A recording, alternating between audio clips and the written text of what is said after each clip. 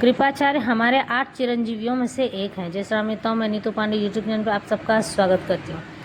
इन्हें हमारे तारों के समूह का सप्तऋषि भी कहा जाता है।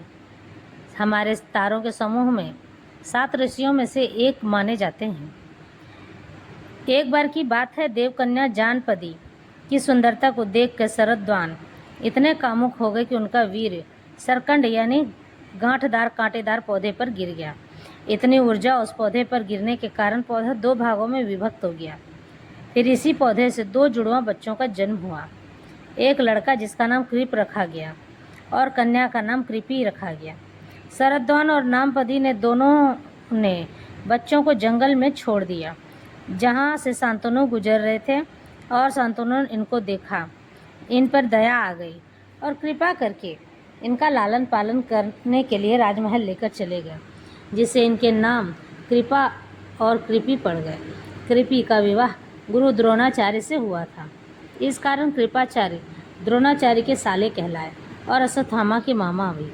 कृपाचार्य ने महाभारत का युद्ध कौरवों की ओर से लड़ा था। कृपाचार्य अपने पिता की ही तरह बहुत ही अच्छे धनुर्धर थे। कृपाचार्य कौरवों के कुलगुरु थे।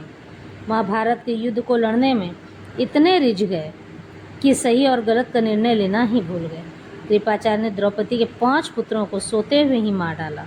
जब ये बात गांधारी को पता चली तो वो बोली, आचार्य, ये आपने क्या किया? हमारे कुल गुरु होते हुए भी इतनी अज्ञानता का काम किए। इस निर्दोष बालकों को सोते हुए मार डाला। गांधारी के इस फटकार के बाद कृपाचार्य बहुत लज्जित हुए और महाभारत का युद्ध समाप्त होने पर कृपाचार्य बच गए, जो कि पुनः पांडव के पास चले गए। कृपाचार्य बहुत ही ज्ञानी और महान आचार्य थे, जिससे देवताओं में इनकी गिनती होती है। कृपाचार्य